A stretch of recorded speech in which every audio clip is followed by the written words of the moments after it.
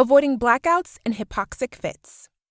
Two of the biggest risks to freedivers are caused by low oxygen levels in the body due to a combination of a long breath hold and other factors. Low oxygen levels, or hypoxia to give its proper name, can result in a blackout or a hypoxic fit. A blackout is a complete loss of consciousness brought on by hypoxia and can happen underwater, such as a shallow water blackout, on the surface, and even after 30 seconds of poor recovery breathing. It can come on with no warning signs or symptoms, and a freediver suffering one might not even be aware that it has taken place. Some people worry that a blackout will result directly in damage to the brain. But if the freediver is brought back to consciousness quickly, then this will not be the case. A blackout is actually your body's way of protecting the brain and other vital organs by losing consciousness. These are some of the main causes of blackout and hypoxic fit: hyperventilation, bad technique, stress, poor recovery breaths, talking and other unnecessary actions, inexperience, overambition. There are many ways to ensure that a blackout or hypoxic fit is an incredibly unlikely scenario in your freediving career. Following these simple steps will help ensure safe and enjoyable diving. Don't hyperventilate. Take a freediving course and work with an instructor. Increase depth and time gradually. Gain experience. Don't dive cold, tired, dehydrated, hungry, unhappy, or ill. Relax when you dive.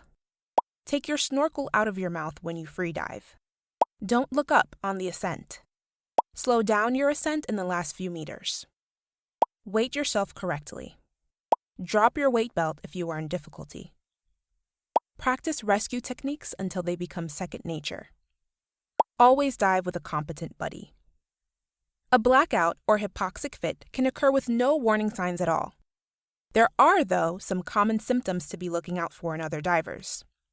Erratic or intermittent kickstroke. Speeding up. Pulling at the line as well as finning. Stopping moving. Moving. Failure to return taps. Letting air out.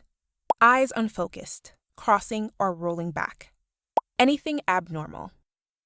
And even though you might fail to notice any of these things before suffering a blackout or hypoxic fit yourself, these are some of the common symptoms you might feel if you are in danger.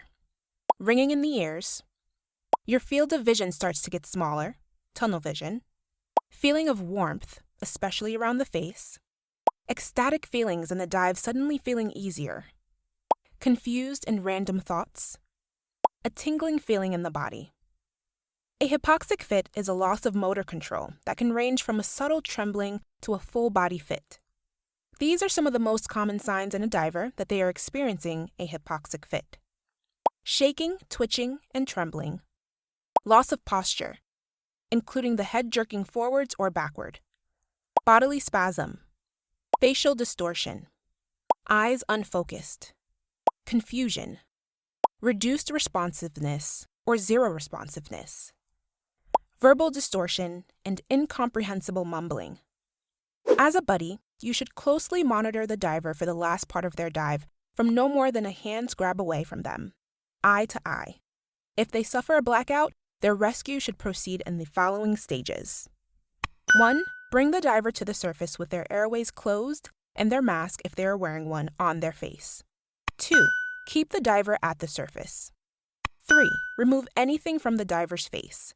This includes a mask, nose clip, goggles, or anything else they may have on their face. 4. Blow, tap, talk. You want the diver to know that they are safe, their head is out of the water, and that they can initiate the breathing response. We do this by blowing hard across the diver's face, tapping them gently on the cheek or shoulder, and talking to them using their name, reassuring them that they are okay and encouraging them to breathe. 5. If there's no response after 15 seconds, give 2 strong mouth-to-nose rescue breaths. 6. If the diver does not recover, tow them to a hard surface and begin CPR.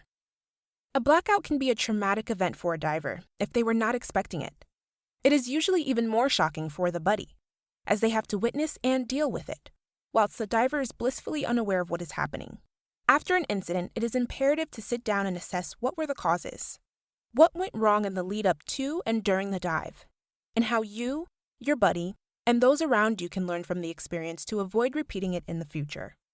It is impossible to completely avoid the possibility of a blackout or hypoxic fit, but freedivers who follow the rules above are extremely unlikely ever to suffer a hypoxic episode.